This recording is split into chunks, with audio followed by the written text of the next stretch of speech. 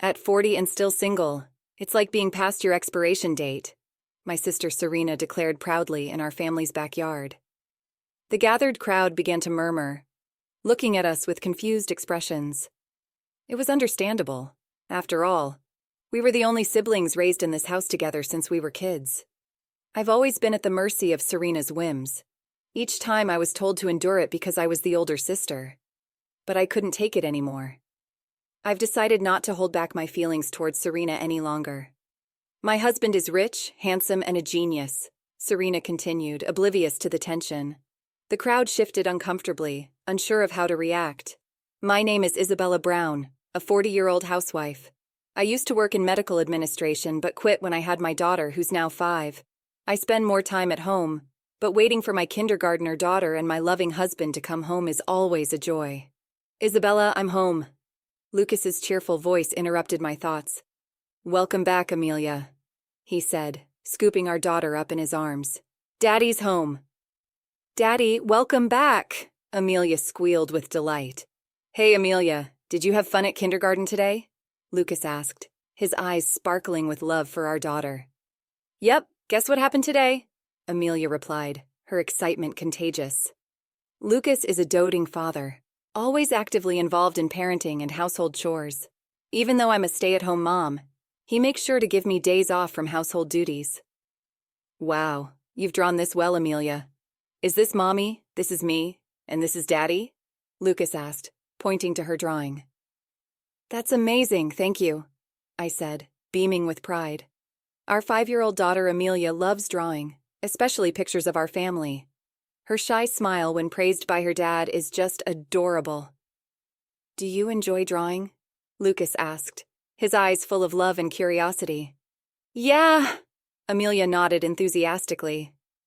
I'm always grateful for my 2 loved ones, I thought, watching them interact with a warm heart. One day I received a call from an unknown number. It seemed suspicious. But it could be about my family, so I answered, Hello? Isabella, you're still alive, came Serena's voice, my sister with whom I had severed ties 15 years ago. Huh, Serena, why do you have my number? With enough money, it's easy to find out. I know where you live too. Don't try to run away, she replied. What do you want? We've cut ties with you and your family, I said, trying to keep my composure despite Serena's high-handed attitude. Serena's tone was about to provoke me, but I restrained myself and asked, Oh, right. Grandma passed away. I didn't want to contact you, but it was her will. She wants you at the funeral. All right, when is it? I inquired. She informed me of the funeral's date and ended the call abruptly. Just before hanging up, Serena mentioned she had found my social media account. Looks like you're living quite modestly. Still single, I presume. No ring in sight and not much activity on your account. Hope you don't end up lonely in your old age. I could hear her trying to suppress her laughter. The memory of Serena's sneering face from the past came to my mind, stirring up emotions. But before I could respond, the call ended. Serena and I were siblings from a reasonably well-off family. Or rather, we were. Our strict grandfather and kind grandmother raised us. Our father, their son, always followed grandfather's orders, while our mother, his wife, was always trying to please him. Growing up in such a family, I was always treated differently from my sister Serena. The reason, it seemed, was something as trivial as Serena resembling our father more. I, who took after our mother, was cherished by her and our kind grandmother. But in a household where patriarchy prevailed, not being favored by my grandfather and father was a significant issue. Serena's whims were always indulged, and I, being the elder sister, was always forced to endure. Whether it was toys, hobbies, or even meals, it wasn't rare for things to become Serena's. Only this had been the case ever since I could remember, back when Serena was just a baby. Yet I think our family had money. However, I wasn't allowed to go to a private high school. Instead, I attended a local public high school. Serena, on the other hand, got into a prestigious private school for girls, famous in the area. She was driven to and from school every day, and after school she would invite friends over for tea. There was this one time I happened upon that scene. Unaware, I walked into the garden where Serena and her friends were having tea. Right, isn't it? Oh, is that you, Isabella? Serena's friend noticed me. Yes, could you please disappear somewhere? Your gloomy face is bothering me, Serena said, interrupting.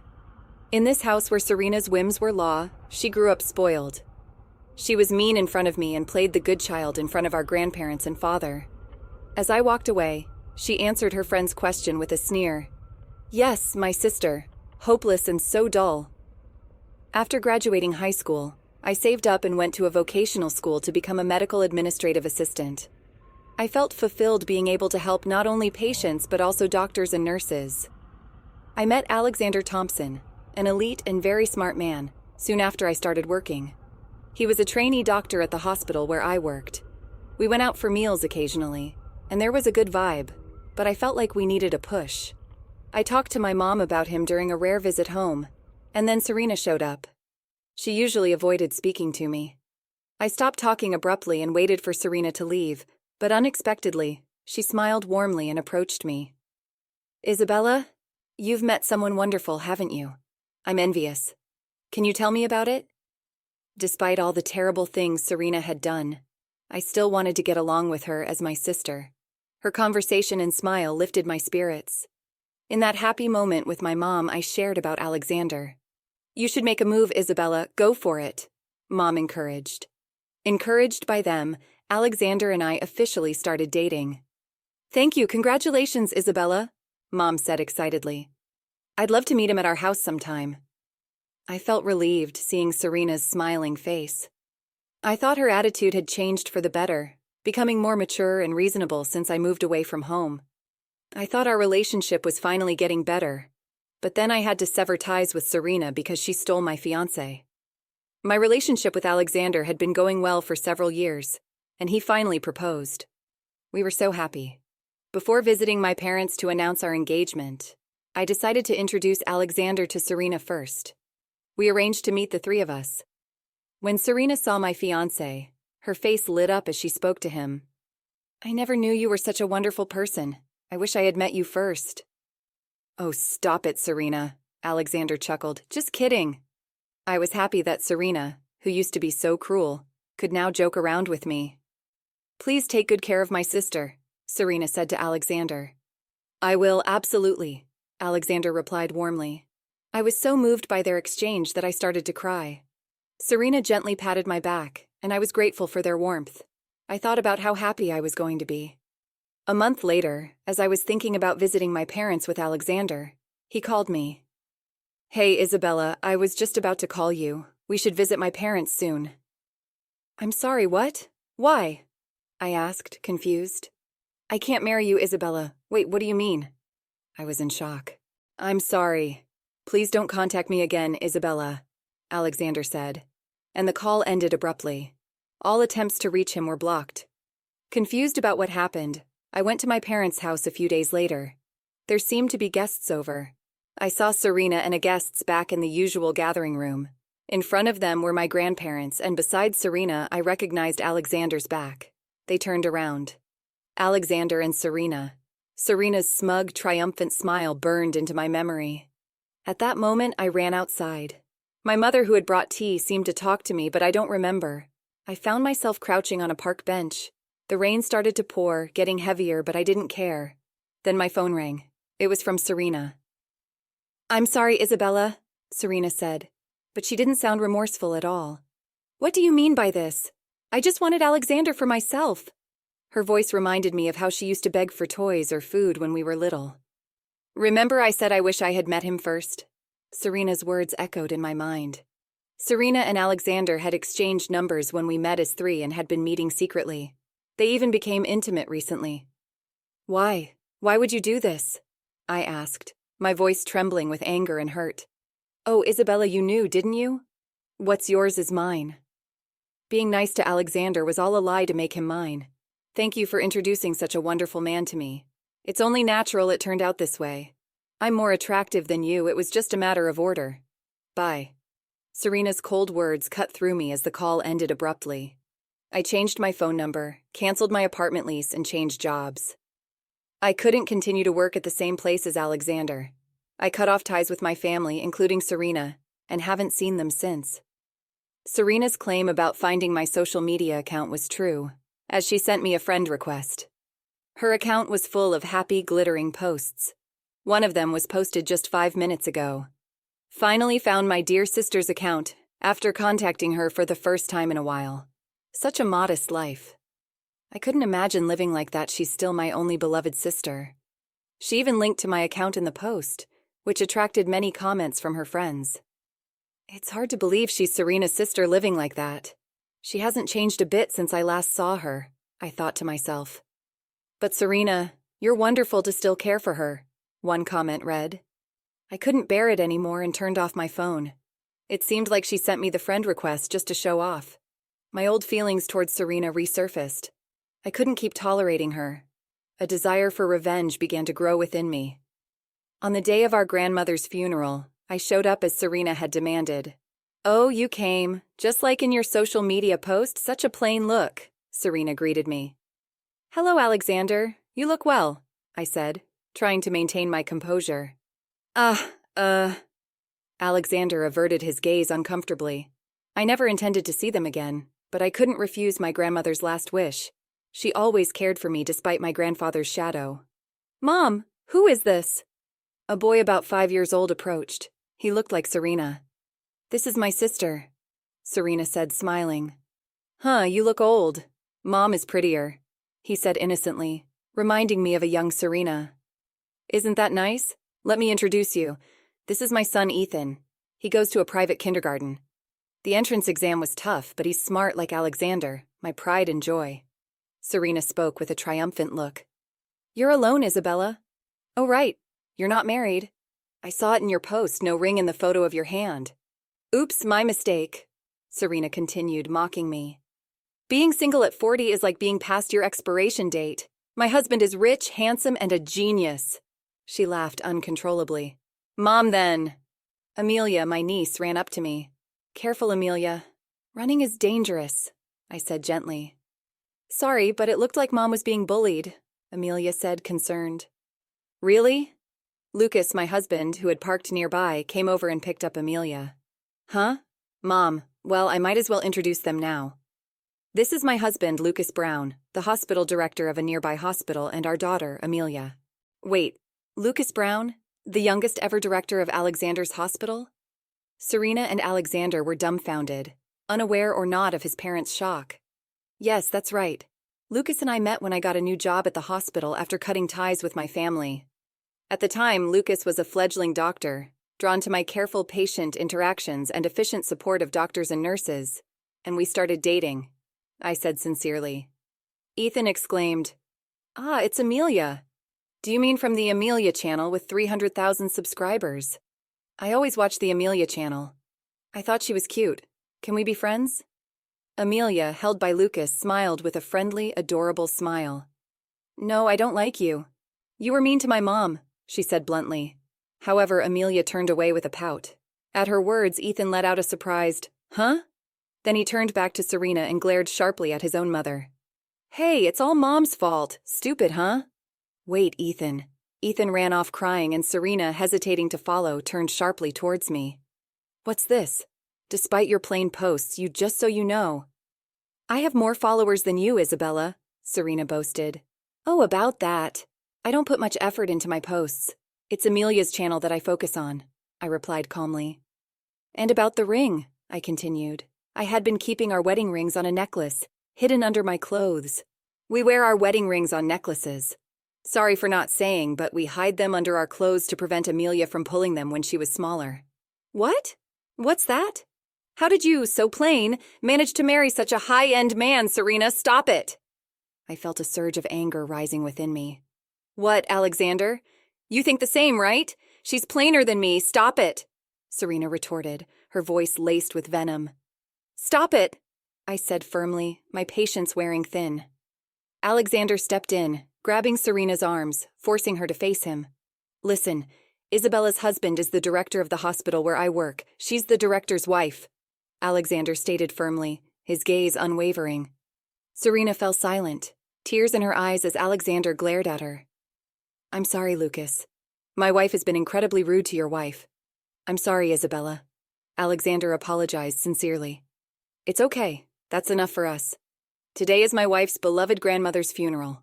I hear we'd like to attend if that's all right, Lucas said, his tone kind but firm. Of course, right, Serena? I said, trying to keep the peace. Yes, please, Serena replied quietly. After that, everything went smoothly, and I said my final goodbye to my beloved grandmother. I introduced my husband and daughter to my parents. My mother was tearfully happy, while my father, still favoring Serena, kept a stern face. My mother asked me to visit again, but it was difficult. I could only respond with a giggle. A few days later, with a sense of foreboding, I opened my social media. Knowing Serena's cunning, I suspected she might have posted something to mock me about our recent encounter. Sure enough, there was a new post from a day ago on Serena's page. It featured a photo of Amelia's back, accompanied by this text. Happily ran into Amelia from Amelia Channel. She was smiling and kind and even gave my son an autograph. Here's a picture of Amelia's back. It must have been a photo taken at some point that day. The photo cleverly blurred the background against her black clothes. I was astonished at Serena's relentless self-promotion. The comments were filled with voices saying, "Amazing! I'm so jealous!" I left a comment of warning and request. Please delete that photo immediately. Don't lie about the autograph. Then, a new post appeared from Serena, complete with a screenshot of my comment. Jealousy is so unattractive. I would never lie, you know. The comment section was filled with people defending Serena, making it seem as if I was the bad one. It was like some silly skit, just like her previous post. Realizing that anything further I said to Serena would be futile, I made the necessary post as a parent on the Charlotte Channel's social media and videos. I informed them that the photo of Amelia on social media was taken without permission, that she can't write autographs yet, so that was also a lie, and that I requested its removal but was ignored. I also made a video about internet literacy for kids, with Amelia explaining why you shouldn't post someone's photo without permission. The video, easy for children to understand, received many positive comments. A few days later, I received a friend request from a different account belonging to Serena. What are you going to do about it? My account got suspended, I thought to myself. I wasn't expecting an apology, but her first message was like a slap in the face. She created a new account. I wonder where she gets the motivation for her social media activity from, I mused to myself. It's your fault for ignoring my request and posting someone else's child's photo online without permission. It's crazy. What's the big deal? We're relatives. I should be able to enjoy a little fame, Serena's message read. That's her true nature, beyond sympathy, I sighed. I've made many posts, perfecting the photo angles each time. Now it's all for nothing. Why don't you try hard with your new account? Just avoid posting lies, I replied, trying to keep calm. I don't need you to tell me that. Please stay out of my life from now on. Serena's response came quickly. Despite her approaching me first, she spoke as if I was the one interfering. Her self-centered the world continued to spin happily for Serena. She still posted shiny, seemingly fulfilled photos. Not only mom friends, but also friends from her time at the elite school, whom she used to invite for tea at home, appeared often. Then I received another friend request, this time from an unfamiliar name but with a recognizable face in the profile photo. A friend from Serena's elite school days. Hello, you're Serena's sister, right? The message read. Yes, that's me, I replied after a polite introduction. She then shared some troubling news. I'm having a bit of trouble because of Serena. What kind of trouble? I asked, intrigued. What she revealed was astonishing. Serena claimed to have some leverage over her friends from the elite school, forcing them to throw parties for her posts, and even showing up uninvited at their homes. Is that true? I asked, shocked. Yes, I thought it was just me, but others are in the same situation. When Serena's account got suspended, she turned to me hoping for help since I had commented on the issue. The supportive comments on her posts were also forced, she explained. But what kind of leverage does she have on you? I inquired, trying to understand the situation. She mentions things I don't remember, but the absence of memory isn't proof. She claims to have evidence of this leverage, she replied, clearly troubled. I was appalled by Serena's reckless scheme and advised her friend, that's probably a lie. Serena lives in a world where she's the center, so she thought it would work. Ask her to show the evidence and press her about it. After this conversation, a mom friend of Serena's reached out with a similar story. It seems that in the past few days there's been a noticeable decrease in the number of friends appearing in Serena's posts, which felt odd. I gave the same advice to this friend, and gradually, Serena's friends disappeared from her posts. Both individuals reported back that there was no "I've since become friends with both of them." Serena's posts have become noticeably lonelier compared to before. To borrow her words, Serena's life had become rather plain. About a week later, Lucas started coming home late. It seemed something was happening at work. The hospital was somewhat abuzz, and even when I visited with some snacks, everyone seemed hurried. The nurses were very grateful for the snacks, but when I suddenly inquired about what was happening, they responded with, "I can't say." And I ended up feeling awkward, causing them to feel embarrassed. A few days later, when his work had calmed down, Lucas came home late and without even stopping to look at Amelia's sleeping face, as he usually did. He spoke to me with a serious expression. "It's about Alexander, Serena's husband." "What about Alexander?" I asked, feeling a knot of worry forming in my stomach. "It turned out Alexander had made a medical error," Lucas explained gravely. "The past few days have been spent dealing with necessary hospital procedures and addressing patients and their families. It seems Alexander was trying to hide it, but it was discovered after an anonymous message to the hospital." Lucas continued. "Such actions are unacceptable for a doctor responsible for lives. Yes, I agree. A doctor entrusted with lives should never betray the trust of their patients. That's why we had to ask Alexander to leave. It's essentially a dismissal," Lucas added. "Furthermore, Alexander had a bad attitude at work, making his reemployment prospects slim." Lucas was aware of my family situation, as I had told him during my grandmother's funeral. He talked to me about Serena's family out of concern. I later learned about Serena's subsequent situation through a phone call from someone. "It's been a while, Isabella. Mom," my mother, who had been restricted from contacting me by my father, told me that Serena had been disowned by our family. "Serena?" I was taken aback. It turned out Serena had divorced Alexander after his medical error came to light, and their constant fights became unbearable. With Alexander losing his job and financial stability, Ethan ended up in a facility. "This incident also seems to have revealed Serena's true colors to your father," my mother explained sadly. "So you didn't take in Ethan?" I asked, feeling a mix of emotions. Neither Dad nor I could do it. We're old and might need a facility ourselves soon.